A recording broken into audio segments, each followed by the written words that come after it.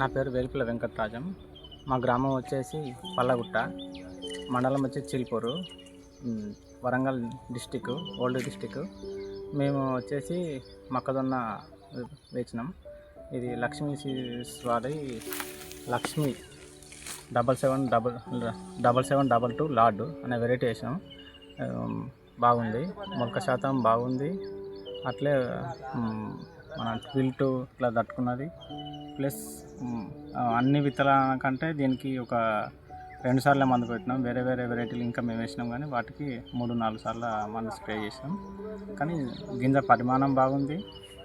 మళ్ళీ సైజు వరుసల మధ్యలో ఎక్కువ ఉన్నాయి, కంకి సైజు ఎక్కువ ఉండడం బాగుంది.